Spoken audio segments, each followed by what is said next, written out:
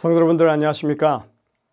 매일 안교 교과 방송 개인 말씀 묵상 시간에 함께 하신 성도 여러분들을 진심으로 환영합니다. 하나님과의 진실한 동행은 말씀 묵상과 기도의 삶이라고 할 수 있습니다.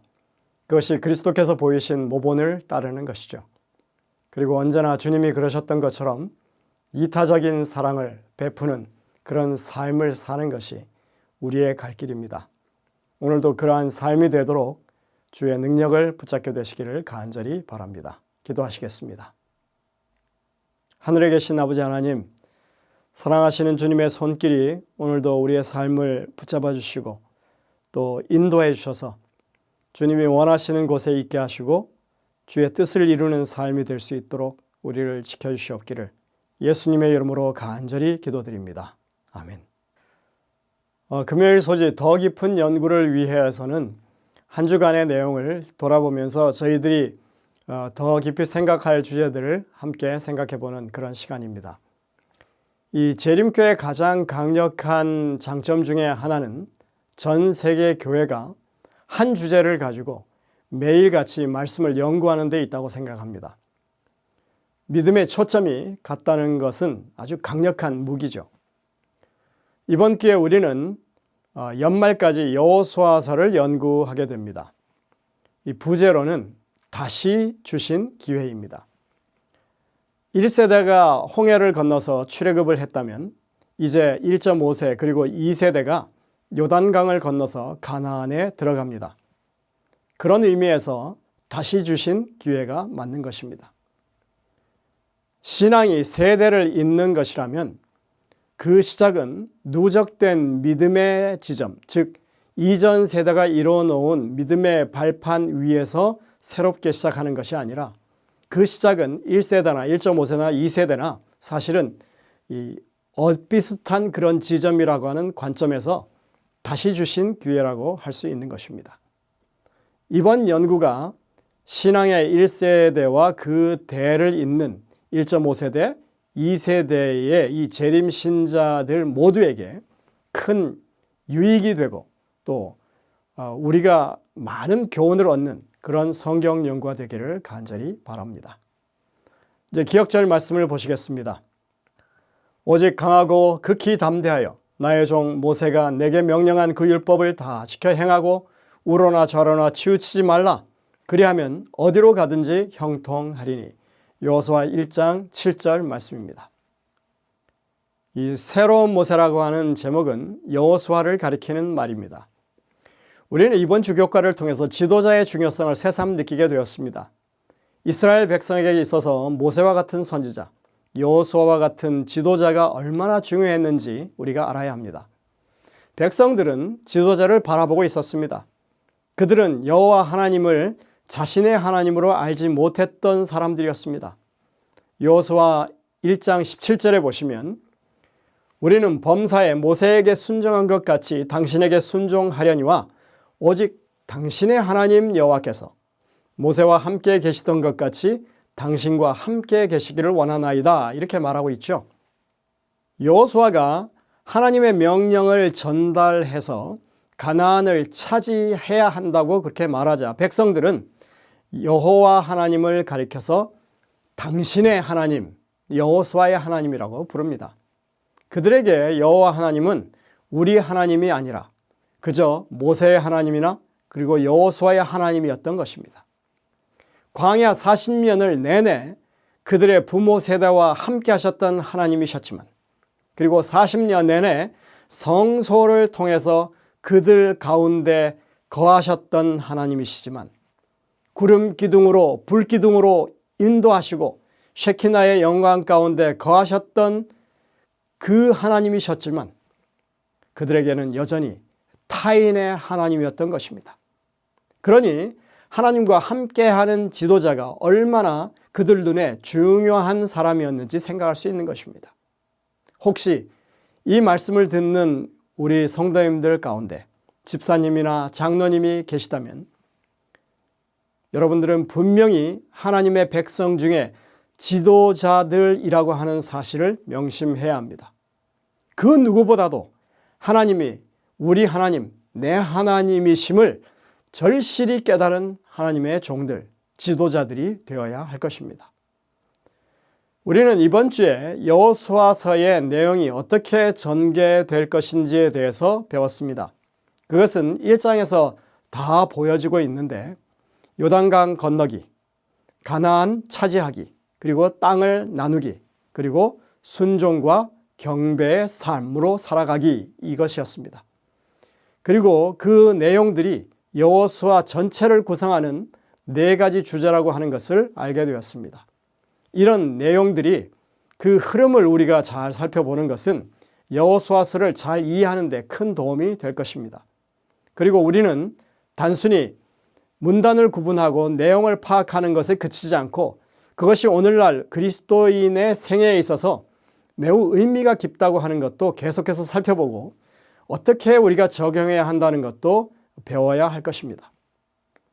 이스라엘의 구원은 출애굽하고 몇 주 만에 끝나지 않았습니다. 광야 40년의 긴 고난의 여정이 있었고 드디어 가나안 입구에 도착했습니다. 하지만 이제 요단강만 건너면 모든 것이, 그리고 어려웠던 그런 일들이 해소되고 평화스러운 나라를 건설하게 되는 것이 아니었습니다. 요단강을 건너는 것이 끝이 아니었던 것입니다. 이제 가나안을 정복해야 했습니다. 즉, 더 치열한 전쟁의 시기가 기다리고 있었던 것입니다. 가서 밟는 땅이 다 이스라엘의 땅이 될 것이라고 하셨는데 그 과정이라고 하는 것은 너무나 치열한 전투를 통해서 얻어지는 그런 일이었습니다. 그리고 그들이 나라를 세우는 것으로 평화의 왕권이 세워지는 것도 아니었습니다. 그들은 계속해서 하나님의 율법에 순종하면서 하나님의 뜻을 이루어가는 그런 삶을 살도록 부르심을 받았던 것입니다. 그리스도인의 삶은 하나님의 나라를 세우기 위해서 끊임없이 사단의 세력과 싸우는 그런 과정입니다. 그래서 그 과정은 우리 스스로, 우리 힘으로 이루는 과정이 아닙니다. 그것은 그 길을 이끄시고 지키시는 하나님의 함께하심 속에서 이루어지는 일들입니다. 그래서 여호수아 1장에서 하나님께서 여호수아에게 하신 그 말씀 하나하나가 다 오늘 우리에게 현실적으로 교훈이 되는 말씀이 될 수밖에 없습니다. 성공적인 하나님 백성의 삶을 살기 위한 2가지 중요한 교훈이 있다고 했죠. 하나님이 우리와 함께 하신다는 믿음, 그리고 하나님의 율법에 전적으로 순종하는 것, 이 2가지를 우리가 실천하게 되면 하나님 백성으로서의 삶은 성공한 삶이 되는 것입니다. 하나님이 함께 하신다? 이것이 성경이 말하는 구원의 핵심입니다. 아무리 강조해도 지나치지 않습니다. 우리가 아무리 부정하려 해도 성경은 한결같이 증거합니다. 이것은 우리가 피할 수 없는 우리의 운명입니다. 함께 계심을 그냥 인정하면 되는 것입니다. 그러나 그냥 인정하는 것으로만 끝나서는 안 되죠. 하나님이 함께 하시니까 하나님의 뜻을 높이고 그분의 뜻대로 살아야 하는 것입니다. 이것은 너무나 당연한 인과관계에 있는 일입니다. 복음을 바르게 깨닫게 된다면 하나님의 율법을 순종하게 됩니다. 이것이 성경이 하나님의 백성들이 형통하게 되는 길이라고 말하고 있습니다. 영적으로 성공한 삶을 사는 길이 바로 이것이라고 하는 것입니다. 우리가 늘 보는 과정책 2번째 페이지, 여러분들 제목이 나오고 서론이 있는 그 페이지 바로 옆에 있는 페이지에 보면 과정 공부를 어떻게 해야 하는지, 어디에 중점을 두고 공부해야 하는지를 제안하고 있습니다. 사실 제가 오늘 드리는 이 교과의 이 내용에 요약된 말씀도 그 내용을 보고 요약적으로 지금 설명하고 있는 것입니다. 그리고 이어지는 결론 부분에 보면 이렇게 말하고 있습니다. 광야에서 실패했던 이스라엘이 다시 성공하게 된 것은 그들의 준비 때문이 아니라 주께서 새로운 기회를 주셨기 때문이다. 성공은 주님을 경외하고 순종함으로 하나님의 뜻과 조화를 이루는 것이다. 모세와 같은 선지자가 되기에 경험이 없던 여호수아를 세우시고 이끄신 분은 주님이시다. 여러분들 이 말씀을 잘 이해해야 합니다. 왜냐하면 신약 성경에서 진짜 모세와 같은 선지자는 바로 여호수아가 아니라 예수님 자신이시기 때문에 그렇습니다. 모세가 모세일 수 있었던 것은 바로 주님이 그와 동행하셨기 때문에, 그와 함께 하셨기 때문이라고 말하고 있습니다.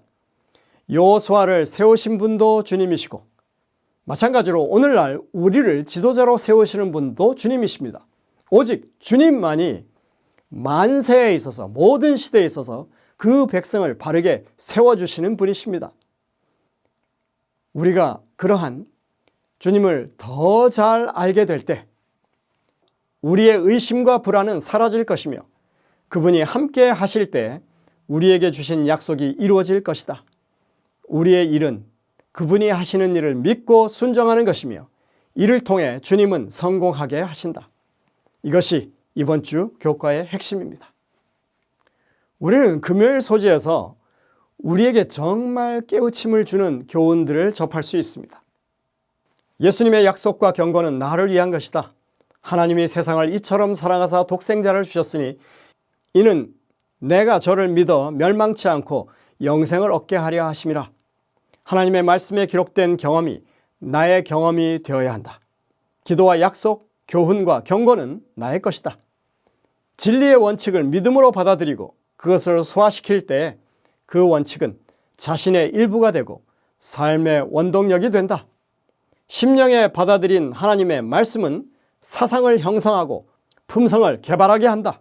시대소망 300쪽입니다. 주님이 모세와 같은 선지자가 되셔서 우리의 스승이 되신다는 것입니다. 말씀 속에서 주님으로부터 직접적인 교훈을 받는 사람들은 전신갑주를 입게 될 것이고, 특히 평안의 복음에 예비한 신을 신게 될 것입니다. 다시 말해서 복음에 가득 찬 그런 믿음을 가지게 될 것이라는 것입니다. 타락한 인간이 자신의 가장 훌륭한 선행으로도 아무런 공로도 얻을 수 없다는 사실보다 더 열렬히, 더 자주 반복해서, 더 확고하게 모든 사람의 마음에 새겨야 할 주제는 없다. 정말 놀라운 표현이죠. 구원은 오직 예수 그리스도를 믿는 믿음을 통해서만 이루어진다. 믿음과 행함 19쪽입니다. 성도 여러분들, 이번 기회에 여호수아서를 연구하면서 참된 하나님 나라의 백성으로 거듭나게 되시길 바랍니다. 우리의 마음이 복음의 정신으로 온전히 차는 그런 삶을 살게 되시기를 간절히 바랍니다. 기도하시겠습니다.